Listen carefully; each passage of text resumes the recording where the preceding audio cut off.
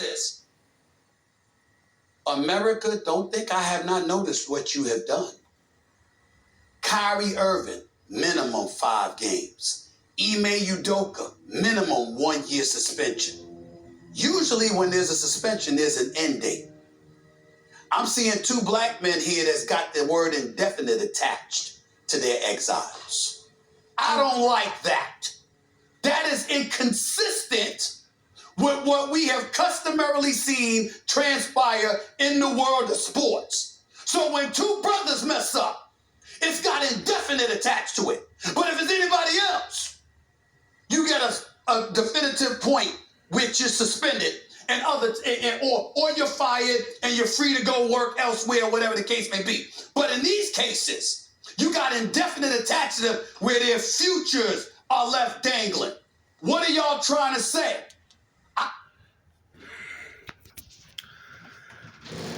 I'll tell you exactly what they're trying to say, Stephen A. And you did me proud today.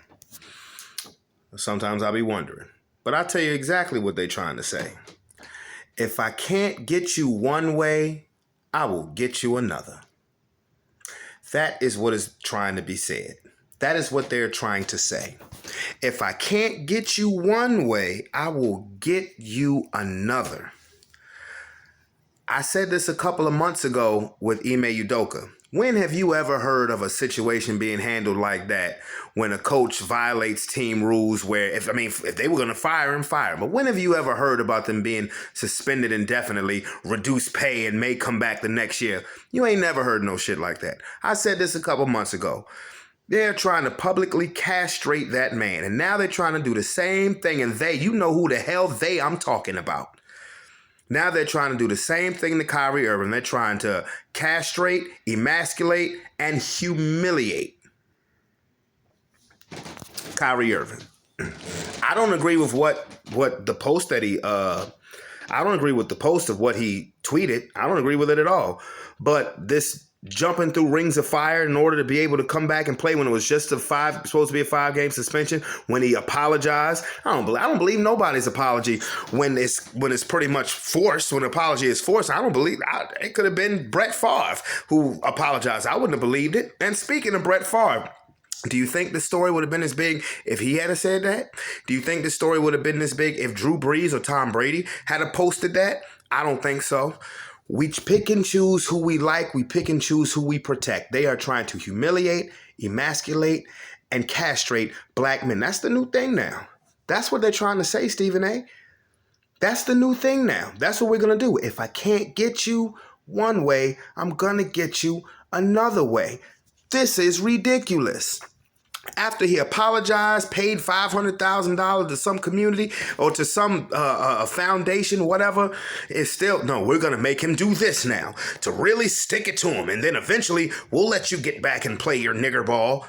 Bruh, that's why I was saying, Ime Udoka a couple months ago, bro, just quit. Just quit.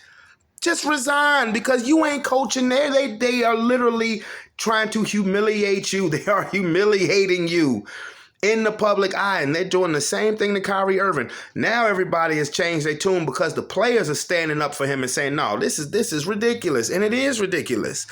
And hold on, before I say the next thing, let's continue. I thought we were listening.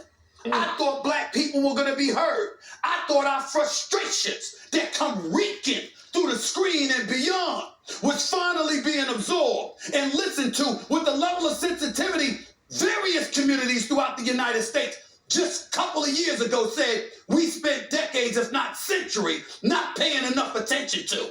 But suddenly this stuff happens, and here we are again. Let Kyrie Irving back. Let that man play. He comes back.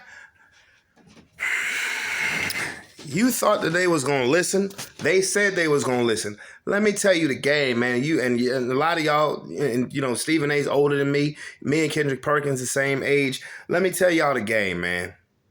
They'll listen to us until everything dies down. When it's a fury, when it's riots, when it's an uproar, that's the word I was looking for, they will listen to us until the uproar goes down. Once the uproar subsides, Come on now. Once the uproar dies down, we done fallen back on deaf ears. I mean, in the presidential campaign, didn't Joe Biden say, oh, the George Floyd Policing Act is a top priority? Since he got elected, well, where is it? Where is it? We will be listened to until the storm passes, and then we fall right back on the deaf ears. This is not me being racist. This is me being a realist. And one more thing I want to say, and I'm not trying to offend anybody's religion, ethnicity, whatever, because the only thing I want to do is love. But what I will not be is naive and ignorant. Why is it that when you say anything about a Jewish person or the Jewish community, why does the person who says whatever they say, why do they try to take everything they've ever worked for in life? Why is that? Because, correct me if I'm wrong, in the United States of America, Jewish people were not the only people persecuted or oppressed. I'm sorry. You know, when black people talk about slavery, when we talk about what our ancestors went through in regards to slavery, we are pretty much told in a nutshell to get over it. Especially when we bring reparations to the table, which we still have never gotten, which the Jewish community have gotten, which with the Native Americans, indigenous, whatever you want to call them, no disrespect, whatever, which they have gotten. We haven't. And you can say whatever you want to say about a black person. May come with a little bit of consequence, but when you say something about a Jewish person or the Jewish community, all hell breaks loose. Why is that? Because in the United States of America, the Jewish community has not been the most oppressed race in this country by far. It's not even close. It ain't even close. So I ask that question again.